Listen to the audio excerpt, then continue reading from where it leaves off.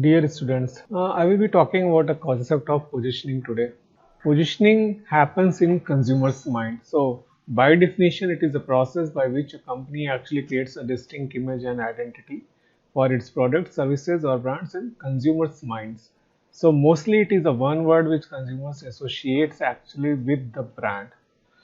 Many people confuse about positioning versus tagline. So tagline is actually a process which enforces the positioning, and companies can use multiple tagline to ensure one positioning. So for example, if you look at the thumbs up is using the tagline taste the thunder since ages. But if you look at the positioning, when we say thumbs up, the first one word which comes to our mind is positioning. So thumbs up, when we say it, adventure, thrills, that's what comes to consumers' mind. So thumbs up is associated with more of an adventurous product, and that adventure is enforced by using this tagline. And if you notice, most of the ads of thumbs up have certain elements of adventure or thrill. So that is the difference between positioning and tagline. There are many positioning strategies which are available, so we'll be discussing some of them. So for example, preemptive, umbrella, premier, positioning against competition, positioning on key attribute, unknown positioning, and repositioning. So preemptive position is something you might have noticed that most of the automobiles, when there is a new product launch, they claim something first in class. So this is the when a brand claims that I am offering consumers the benefit for the first time. So like a recent model of Baleno, they have introduced high up display HUD. So you can see how the most of the information is appearing on a glass panel.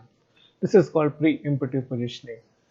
When we come to umbrella positioning, this is based on a overall company. So what happens, a company might be running a single statement or slogan that enforces the positioning. So a good example of this is LIC. So LIC as a firm always uses Jindagi ke saath bhi, Jindagi ke baad bhi, and that is applicable to it's a wide variety of insurance policies and portfolio. Premier positioning is something when a brand tries to say why they are exclusive. So for example, Indian Oil may say I am one of the Fortune 500. So Fortune 500 company itself is a given to only top 500 companies in the world, and if a brand is one of them, they can claim that.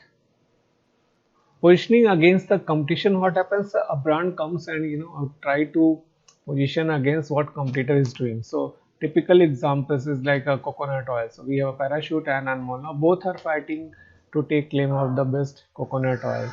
Something similar happens with the Amla oil. So there are many brands which offer Amla oil.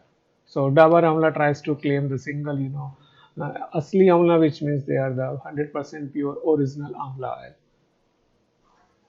Another type of positioning is when a brand position itself on the key attribute.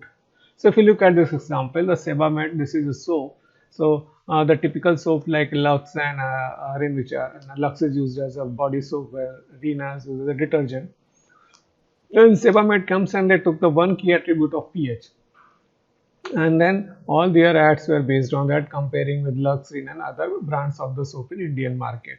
And then Sebamed successfully positioned on the best pH combination available in the soap. Unknown positioning, it's an interesting strategy where a brand positions itself on an attribute which is not claimed by others. So if you look at the deodorant industry in India, so it was Axe which started, and Axe was the market leader for a long period of time. But when fog came, so instead of positioning against like the smell attracts others, or the quality of perfume in the deodorant, they position when they come, the first they talk about the number of sprays they can offer. So the most of their ads were concentrated on that other deos are full of gas, and while this fog has a lot of sprays, so which means the durability is higher. And then fog gradually became the market leader. Repositioning is another strategy where a brand repositions itself. It could be change its logo, symbol, or takeover, or acquisition, or merger with company, or company thinks, okay, now it is time to change its overall branding to appeal to the younger consumer. So in India, we have seen many examples. So Godrej has done the repositioning. Airtel has done that. So if you see, Airtel changed its logo to more user kind of appealing and which can appeal to more of its youth consumer segment. So repositioning, there are many examples. Lifebuoy has done successfully in India.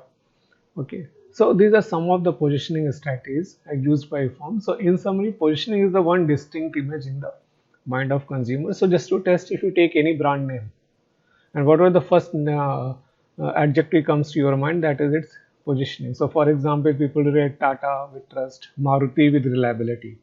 Then taglines are something which are created in the ad to reinforce that positioning. And then there are many ways to position a brand. So this is where we end this session. Thank you.